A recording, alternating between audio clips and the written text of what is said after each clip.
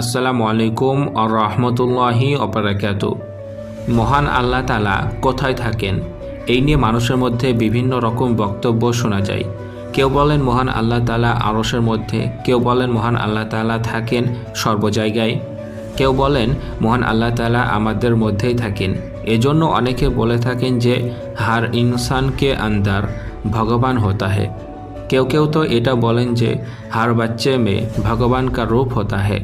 যদি কোরআনের দিকে দেখি তাহলে কোরআনেও দেখতে পাবেন যেখানে বলা হচ্ছে আল্লাহ আরশে আছেন, আবার আকাশে আছেন, আবার আমাদের সাথে আছেন।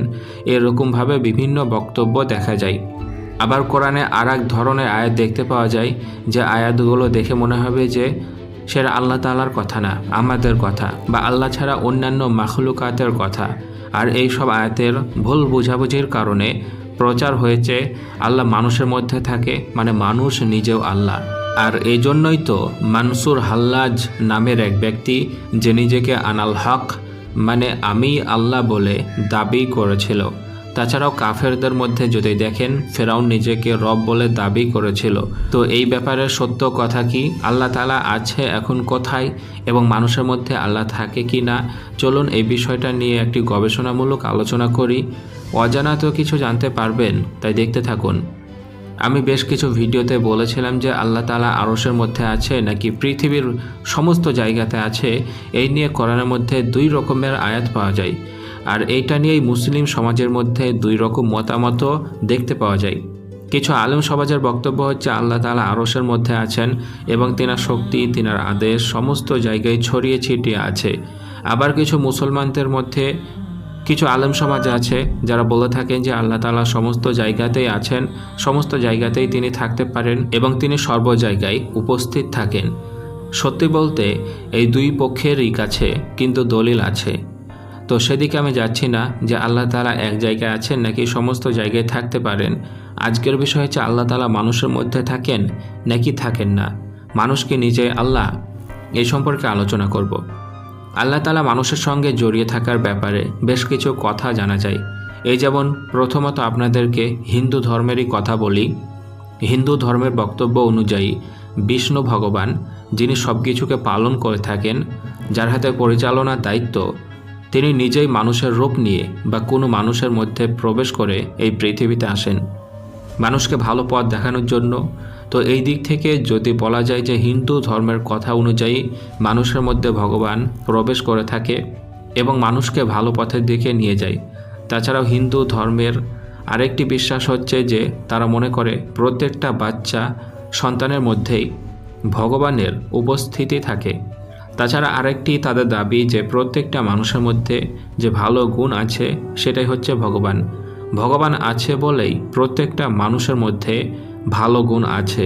তো হিন্দু ধর্মের এই বক্তব্য অনুযায়ী কিছু কিছু মহান ব্যক্তিদের মধ্যে ভগবানের উপস্থিতি দেখতে পাওয়া যায়। এই জন্য মহান ব্যক্তিদেরকেও তারা ভগবান বলে থাকে। একই রকমভাবে যদি আপনি গ্রিক ধর্ম দেখেন তাহলে দেখতে পাবেন সেই ধর্মের স্রষ্টা হিসাবে যাকে বলা হয় সে হচ্ছে জিউস। এই জিউসের ভাই হেডিস। জিউস হচ্ছে ভালো দেবতা, সেই মহাবিশ্ব তৈরি করেছে, তারপরে মানুষদেরকে বানিয়েছে ইত্যাদি। কিন্তু জিউসের ভাই হেডিস সে হচ্ছে খারাপের দেবতা, মানে শয়তানের সঙ্গে মিলিতভাবে সব কিছু কাজ করে থাকে। মানে দুই ভাই দুই দিকে গেছে। তো ব্যাপার হচ্ছে যে এই দুই ভাইয়ের মধ্যে এক ভাই জিউস, সে কিন্তু মানুষের মধ্যে বসবাস করে, মানুষের মধ্যে প্রবেশ করে, মানুষের মধ্যে থাকে, ভালো খারাপ বুঝে থাকে, তারপর মানুষের রূপ ধারণ করে থাকে। একই রকমভাবে হেডিস সেও মানুষের গুণাগুণ মানুষের মধ্যে ছড়িয়ে দেয়। তো কোথাও না কোথাও গ্রিক ধর্মেও যদি দেখা যায় যে তাদের ধর্মের গড মানুষের মধ্যে প্রবেশ করে থাকে। একই রকমভাবে আরও বেশ কিছু ধর্ম আছে যারা অবতারে বিশ্বাসী। তাদের দাবি হচ্ছে স্রষ্টা মানুষের মধ্যে আসে এবং মানুষের সঙ্গে কথা বলে, মানুষের সঙ্গে থাকে ইত্যাদি। আর এর মধ্যে আছে যেমন বৌদ্ধ ধর্ম, শিখ ধর্ম ইত্যাদি। যেসব ধর্ম অবতারে বিশ্বাসী তারা এরকমই কথা বলে থাকে। আবার খ্রিস্টান ধর্মের মধ্যে কিছু মানুষ যারা বিশ্বাস করে যীশু খ্রিস্ট হচ্ছে ঈশ্বরের সন্তান, যে মানুষের মাঝে থেকে মানুষকে ভালো পথে নিয়ে গেছে এবং মানুষের দুঃখ সুখ বুঝে ঈশ্বরের কাছে আবেদন করেছে এবং সেই আমাদেরকে মুক্তি দিবে, এরকমভাবে তারা বিশ্বাস করে থাকে। এমনকি কেউ কেউ তো যিশুকেও ঈশ্বর বলে থাকে। তারা 3 ঈশ্বরে বিশ্বাসী, তো তাদের বিশ্বাস অনুযায়ী ঈশ্বর মানুষের মধ্যেই থাকে, মানুষের মধ্যে প্রবেশ করে। এবার আসি আমরা ইসলাম ধর্মের ব্যাপারে। দেখুন, প্রথমত আপনাদেরকে আমি বলবো যে কোরআনের মধ্যে বেশ কয়েক ধরনের আয়াত দেখতে পাওয়া যায় যেগুলো থেকেই মানুষের মধ্যে ভুল বোঝাবুঝি হয়েছে। 1 নম্বর হচ্ছে যে আল্লাহ তাআলা নিজে কিছু বলেছে একরকম। 2 নম্বর হচ্ছে ফেরেশতাদের কোনো কথা বা কোনো কাজ আল্লাহ তাআলা বলে দিয়েছেন তাদের হয়ে, সেটা দেখে মনে হবে এটা ফেরেশতাদের কথা। 3 নম্বর হচ্ছে কোনো ব্যক্তি বা কোনো জিনিস কোনো কথা বলেছিল, সেই কথাটা আল্লাহ তাআলা বলেছেন তার হয়ে, সেটা দেখে মনে হবে যে এই কথাটা অমুক ব্যক্তি বা অমুক জিনিসের কথা। 4 নম্বর হচ্ছে কোনো কথা আল্লাহ তাআলা বলেছেন কিন্তু সে কথাটা আমাদেরকে শিখিয়ে দিয়েছে যে তোমরা এইভাবে এটা বলো, যখন আমরা সেটা বলি মনে হয় সেটা আমাদের কথা। আর এই রকমই আয়াত কোরআনে দেখতে পাওয়া যায়। এবার আমি আপনাদেরকে এই সব ধরনের কথার রেফারেন্স দেখাচ্ছি, তাহলে বিষয়টা বুঝতে পারবেন। আল্লাহ তাআলা নিজে করেছে বা একদম নিজের কথা, এখানে কারো কোনো গন্ধ পাওয়া যায় না। এরকমই আয়াত হচ্ছে ওয়াইজ ক্বালা রাব্বুকা লিল মালাইকাতি ইন্নী জাইলুন ফিল আরদি খলিফা। আর স্মরণ করো যখন তোমার রব ফেরেশতাদেরকে বললেন নিশ্চয় আমি জমিনে একজন খলিফা সৃষ্টি করব। এই আয়াতে আল্লাহ তাআলা স্পষ্টভাবে বলে দিয়েছেন আমি জমিনে একজন প্রতিনিধি বানাবো। আর এরকমই কথা অসংখ্য দেখতে পাওয়া যায়। এবার আমরা দেখাবো ফেরেশতাদের কথা কোরআনে কিভাবে এসেছে। ক্বালু আতাজআলু ফিহা মান ইউফসিদু ফিহা ওয়া ইয়াসফিকুদ দিমা। ফেরেশতারা বলল আপনি কি সেখানে এমন কাউকে সৃষ্টি করবেন যে তাতে ফাসাদ করবে এবং রক্ত প্রবাহিত করবে। ওয়া নাহনু নুসাব্বিহু বিহামদিকা ওয়া নুকদ্দিসু লাক। আর আমরা তো আপনার প্রশংসায় তাসবিহ পাঠ করি এবং আপনার পবিত্রতা ঘোষণা করি। এই আয়াতে যে কথা দেখতে পাওয়া যাচ্ছে এটা ফেরেশতাদের কথা, কিন্তু এই কথাটাকে আল্লাহ তাআলা নিজে আবার বলেছেন, তাই এটা আল্লাহ তাআলারও কথা। এই রকমইভাবে যদি দেখেন নবীদের কথা কোরআনের মধ্যে দেখতে পাওয়া যায়। আর মূসা বলল হে আমার কওম, তোমরা যদি আল্লাহ তাআলার প্রতি ঈমান এনে থাকো তবে তারই ওপর তাওয়াক্কুল করো, যদি তোমরা মুসলিম হয়ে থাকো। এখানে যে কথা দেখতে পাচ্ছেন এটা কিন্তু নবীদের কথা, কিন্তু আল্লাহ তাআলা কোরআনে বলেছেন এবং তিনি আমাদেরকে জানিয়েছেন, তাই এটা আল্লাহ তাআলারই কথা। এইরকমইভাবে যদি দেখেন কাফেরদের মুখের কথা কোরআনের মধ্যে দেখতে পাওয়া যায়। যেমন ফাকালা আনা রব্বুকুমুল আ'লা, ফেরাউন বলল আমি তোমাদের সর্বোচ্চ রব। পশু পাখি বা কীট পতঙ্গের কথাকেও আল্লাহ তাআলা কোরআনে বলেছেন, যেমন পিপিলিকার কথা। তখন এক পিঁপড়া বলল ওহে পিঁপড়ার দল, তোমরা তোমাদের বাসস্থানে প্রবেশ করো।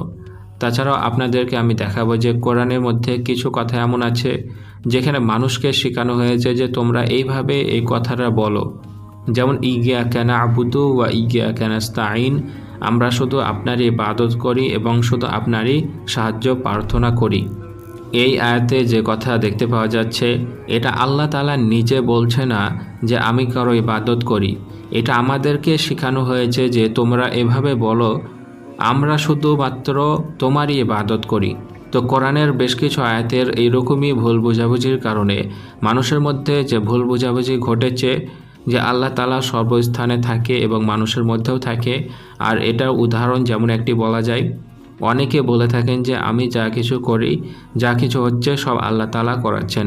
তো এটা থেকে অনেকের মনে ধারণা যে সব কিছু আল্লাহ তাআলা করায়, আল্লাহ আমাদের মধ্যে প্রবেশ করেই সব কিছু করায়। নামাজ পড়ি, জাকাত দিই, যেগুলো আল্লাহ তাআলা আমাদের মধ্যে থেকেই করাচ্ছে, এটা সম্পূর্ণ ভুল ধারণা। আসলে আল্লাহ তাআলা সব কিছু করাচ্ছে মানে কি? মানে তিনি আমাদেরকে তৈরি করেছেন এবং শক্তি দিয়েছেন, বুদ্ধি দিয়েছেন, ক্ষমতা দিয়েছেন, তিনি এই প্রযুক্তি চালু করে দিয়েছেন, তাই ক্রেডিট হিসাবে আল্লাহ তাআলাকে দিতে হবে। এটা হচ্ছে আল্লাহ তাআলার প্রশংসা। বাকি আল্লাহ তাআলা মানুষের মধ্যে প্রবেশ করে তারপরে মানুষকে সব কিছু করায়, এরকম কোনো কথা ইসলামে নেই। আল্লাহ যদি সব কিছু করাবে তাহলে আপনার বিচার করবেই বা কেন, আর আপনাকে শাস্তি দিবেই বা কেন? আল্লাহ যদি সব কিছু করায় তাহলে তো এখানে আপনার কোনো দোষ নেই। তো এতটুকু আপনারা জেনে রাখুন, মানুষ নিজে আল্লাহ হতে পারে না, আল্লাহ কোনো মানুষের মধ্যে প্রবেশ করতেও পারে না বা তাকে পরিচালনা করতে পারে না। মানুষ যা করে নিজে থেকেই করে। আশা রেখে বুঝতে পেরেছেন।